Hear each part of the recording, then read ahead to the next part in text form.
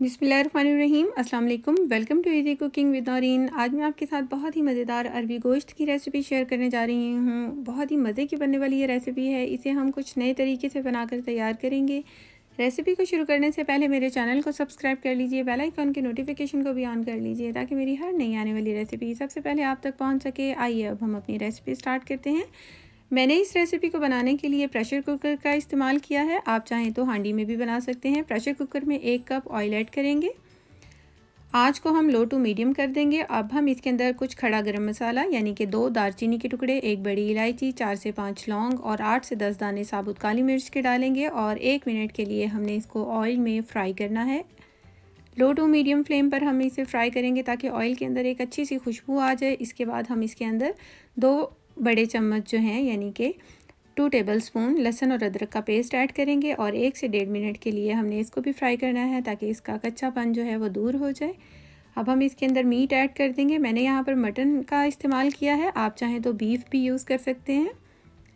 हमने अब इस गोश्त को तकरीबन 5 से 6 मिनट के लिए अच्छी तरह से ऑयल के अंदर फ्राई करना है ताकि अच्छी सी खुशबू आ जाए और जो गोश्त की अपनी स्मेल होती है वो ख़त्म हो जाए।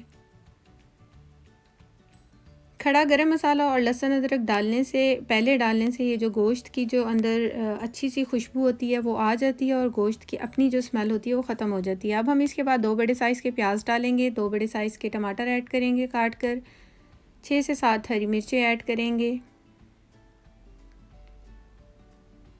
1 टीस्पून हम इसके अंदर पिसी हुई लाल मिर्च ऐड करेंगे और 1/4 टीस्पून मैंने हल्दी पाउडर ऐड किया है, 1 टीस्पून धनिया पाउडर और 1.5 टीस्पून मैं यहाँ पर नमक ऐड कर रही हूँ। आप मिर्चों को और नमक को अपने टेस्ट के अकॉर्डिंग ऐड कर सकते हैं। अब 1 टीस्पून मैं यहाँ पर पेपरिका पाउडर ऐड कर रही हूँ। इसका कोई टेस्ट नहीं इतना होता, ये इतने तेज़ नहीं होती हैं, जस्ट कलर के लिए अच्छे डाली जाती हैं। अब हम तमाम मसालों को अच्छी तरीके से मिक्स कर लेंगे और चूल्हे की जो फ्लेम है वो हम मीडियम रखेंगे। अच्छी तरह से हमने इसको सबसे पहले मिक्स करना है। जब ये पकना स्टार्ट हो जाएंगे फिर हम इसके बाद इसके अंदर पानी ऐड करेंगे।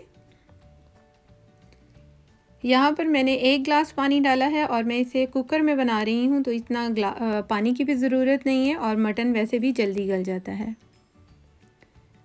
अब हम पानी में अच्छा सा उबाल आने देंगे। जैसे ही पानी में अच्छा सा उबाल आ जाएगा हम कुकर का जो है ढक्कन बंद कर देंगे और विसल आने के बाद हमने इसको 6 से 7 मिनट तक पकाना है और उसके बाद फ्लेम ऑफ कर देनी है।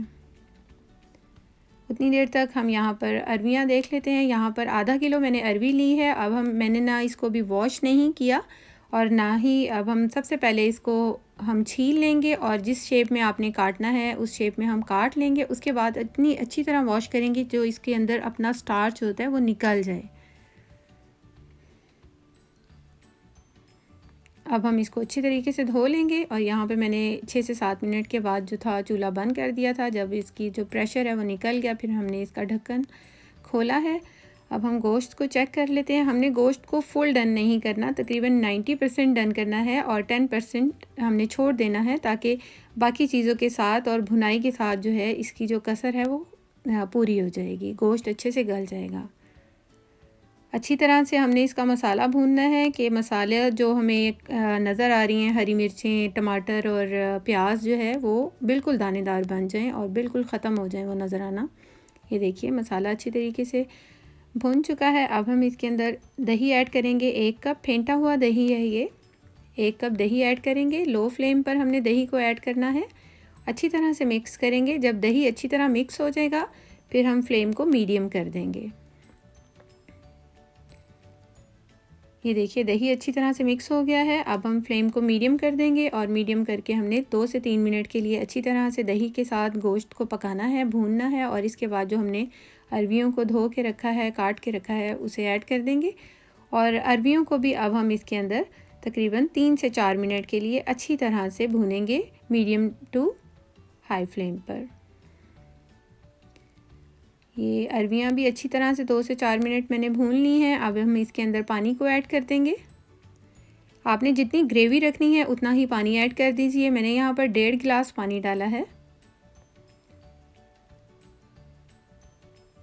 और अब हम अच्छी तरह से मिक्स करेंगे। जैसे ही पानी में उबाल आएगा हम इसको ढक्कन दे देंगे। देखिए पानी में उबाल आ चुका है। एक तरफ मिक्स करेंगे और उसके बाद हम इसका ढक्कन दे देंगे और प्रेशर आने के बाद हम यानी कि विसल बोलने के बाद हमने इसको सिर्फ 5 मिनट पकाना है। और 5 मिनट के बाद मैंने यहाँ पर फ्लेम ऑफ कर दी थी। जब इसकी जो गैस है वो रिलीज़ हो गई तो मैंने इसका ढक्कन ओपन किया है। अब हम अरवी को चेक कर लेते हैं।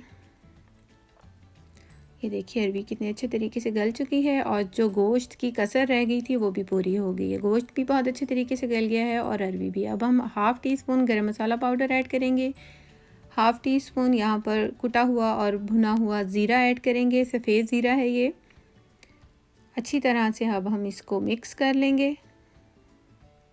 अगर आपको और ग्रेवी चाहिए तो इसके अंदर थोड़ा सा पानी और डालकर आप फिर से 4 से 5 मिनट के लिए इसको पका लें, तो जितनी आपको ग्रेवी चाहिए। यहाँ पर ये तैयार हो चुका है। कुछ यहाँ पर हरा धनिया ऐड करेंगे, हरी मिर्चों को काट कर ऐड करेंगे और अब हम इसे डिश आउट कर लेंगे। मज़ेदार सा अरवी गोश्त बहुत ही आसान तरीके से बनकर तैयार हो गया है। बहुत ही मज़े की बनने वाली ये रेसिपी है। एक बार इसको ज़रूर ट्राई कीजिएगा और ये चपाती के साथ लीमू डालकर तो बहुत ही मज़े की लगती है। होपफुली आपको मेरी रेसिपी अच्छी लगी होगी। Thanks for watching. अल्लाह हाफिज़।